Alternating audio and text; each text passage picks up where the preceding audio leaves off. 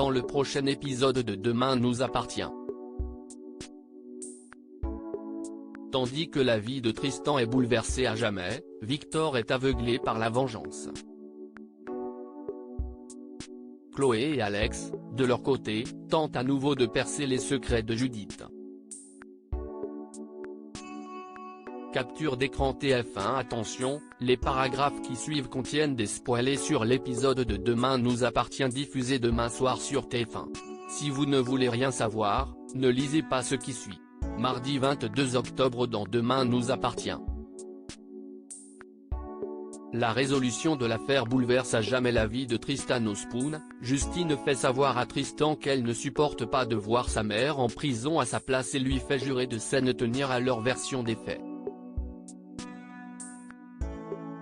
La police ne doit pas découvrir qui l'a aidé. Justine annonce ensuite à Colline qu'elle ne va pas pouvoir l'emmener au cinéma comme prévu car elle va devoir partir quelque temps. Elle promet cependant à sa fille qu'elle pensera tout le temps à elle puis la serre dans ses bras avant de partir pour le commissariat. Une fois face à Aurore, la jeune femme passe aux aveux et explique qu'elle s'est rendue chez Pierre Leroy le 20 septembre car ce dernier la faisait chanter afin de la pousser à rejoindre son site de Camgirls. Craignant que sa mère et sa fille soient mises au courant de son activité d'escorte, Justine a tenté de demander à Pierre de la laisser tranquille mais il n'a rien voulu entendre et a commencé à se montrer violent. Justine explique ensuite que Pierre a essayé de la violer et que le seul moyen pour elle de lui échapper a été d'attraper un marteau qui traînait sur une table et de le frapper à la tête avec. Mais elle jure qu'elle ne voulait pas le tuer et qu'elle cherchait juste à se défendre. Justine affirme ensuite qu'elle a payé un SDF 500 € afin qu'il l'aide à transporter le corps. Aurore n'est pas dupe et fait comprendre à Justine qu'elle pense que c'est Tristan qui l'a aidé et qu'elle ment pour le protéger, mais Justine prétend que Tristan n'est au courant de la vérité que depuis quelques jours. Aurore décide donc de convoquer Tristan qui finit par être interrogé par Martin. Et sa version est la même que celle de Justine. Il jure qu'il ne savait pas et qu'il ne l'a pas aidé. Tristan retourne donc au Spoon et retrouve Françoise, qui a été relâchée et lui reproche de ne pas avoir su dissuader Justine de se livrer à la police.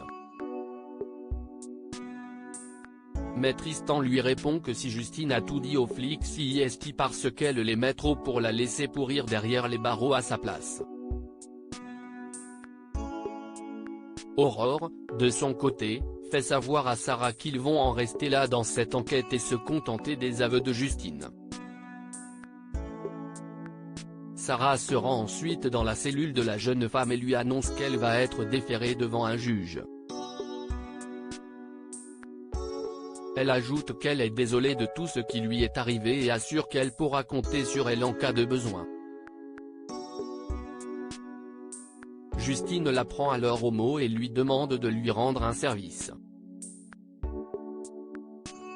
Au moment de quitter le commissariat pour la prison, elle aperçoit alors Tristan, prévenu par Sarah.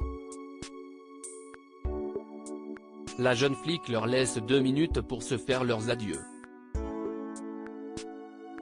Justine demande à son compagnon s'il est toujours d'accord pour s'occuper de Colline. Et Tristan, qui n'a évidemment pas changé Davis, lui jure qu'il l'aimait et qu'il aime Colline. Les deux amoureux se font une dernière déclaration, puis Justine monte dans la voiture de police et s'éloigne vers un avenir incertain. Un témoignage rend Victor fou de colère. C'est aujourd'hui au tour d'Arthur de comparaître devant la cour et l'adolescent est on ne peut plus stressé. Il avoue à Laurence qu'il a peur de dire quelque chose dont Lou pourrait se servir, mais Laurence lui rappelle qu'il est simplement là pour dire ce qu'il sait et permettre au tribunal de rendre le verdict le plus juste. L'audience débute et Arthur est interrogé par Lou qui essaye de lui faire dire que Laurence s'est rendue chez les Brunet dans un état d'extrême colère et a tué Lola pour se venger. C'est ensuite au tour de Virginie d'interroger son témoin. Elle lui demande de rappeler les faits du chantage dont il faisait l'objet et Arthur explique que Lola l'a forcé à voler un dossier dans le bureau de sa mère, alors juge d'instruction. Virginie montre ensuite les photos d'Arthur dénudé à la cour et assure que Lola était une manipulatrice, avant d'ajouter que si Laurence avait voulu se venger de Lola, elle l'aurait simplement dénoncé à la police pour sa tentative d'obstruction. Victor, qui ne supporte pas d'entendre Virginie traiter sa fille de manipulatrice, s'emporte et pousse le juge à suspendre momentanément l'audience.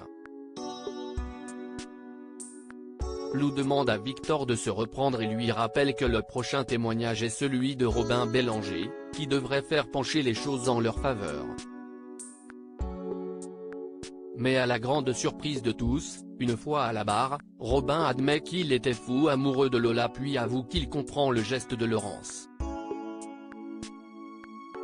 Lou est surprise et lui demande d'expliquer ce qu'il veut dire par là. Robin assure alors que Lola était une manipulatrice qui s'est servie de lui et a couché avec lui avant de le jeter comme un malpropre. Pour lui, elle avait le don de pousser les gens à bout et il comprend donc que Laurence se soit emportée contre elle. Outré, Victor prend à nouveau la parole mais le juge lui demande encore une fois de se taire. Quant à Lou, prise au dépourvu, elle tente de faire annuler la validité du témoignage de Robin, mais en vain, ce qui fait évidemment jubiler Virginie. Fou de rage, Victor se rend au mât une fois l'audience terminée et s'en prend à Robin. Témoin de la scène, Alex intervient et ordonne à Victor de partir.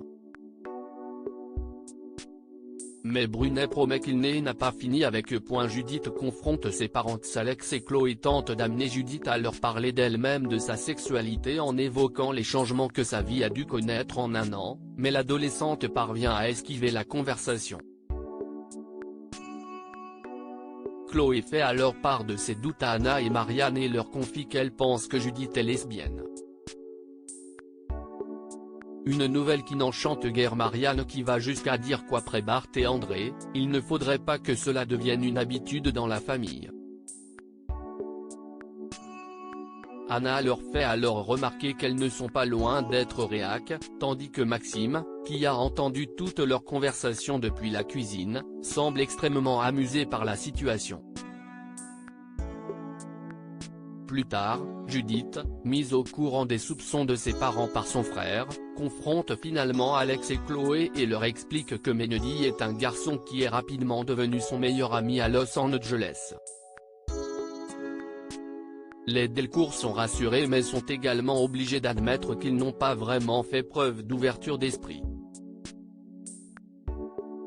Alors, pour leur faire payer leur réaction, Judith leur montre le tatouage qu'elle s'est fait faire durant son année aux États-Unis.